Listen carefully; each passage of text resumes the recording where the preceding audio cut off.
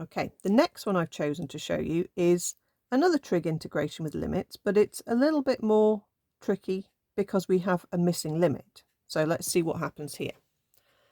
So cos of a half x dx. Okay, remember the dx is just part of the integration. So the angle is the half x bit. Okay, it's sort of all crammed together a bit. Well, we know how to integrate trig now, hopefully, if you've been watching the other little videos. So cos integrates to sine. The half x doesn't change, and you can write it as x over 2 if you like. You divide by the differential, and the differential is a half. Okay, so don't make a mistake there. We're not dividing by 2, we're dividing by a half. With limits of a and pi by 3, and we know the answer is 0.92. Okay, so let's put our limits, or actually no, let's just deal with the half on the bottom first. When you're dividing by a half, that is exactly the same as timesing by 2. So you can flip your fraction over and say it's timesing by 2 over 1.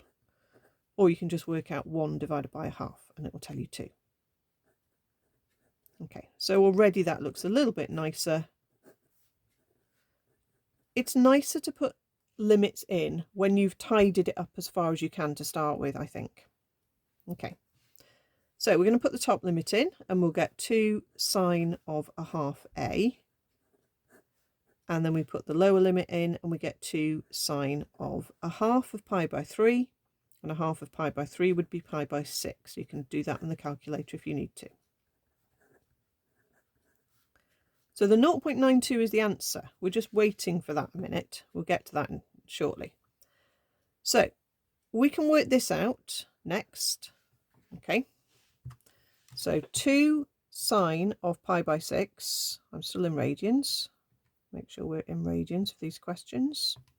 2 sine of pi by 6 is 1. Okay, so 2 sine of a half a minus 1 is 0.92. Okay, so now let's solve the equation. We need to work out a. We need to isolate this term, and we've got a few things to move around first. So hop the 1 across, and that gives me 1.92. Divide by 2, 24 over 25, or 0.96.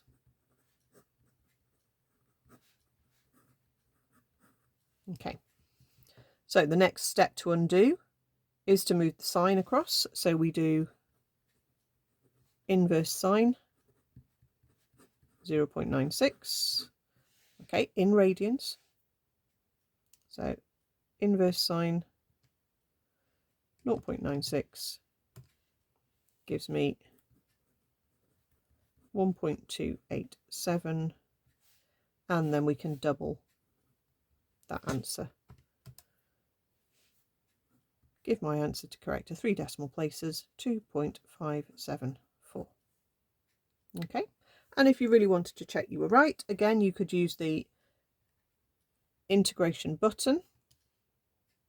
Okay, and find your integration and say we're integrating cos of a half, let's write it as x over 2, and say my top limit is this 2.574 and my bottom limit is pi over 3, and then hopefully we're going to get 0.92. There we go. Lovely.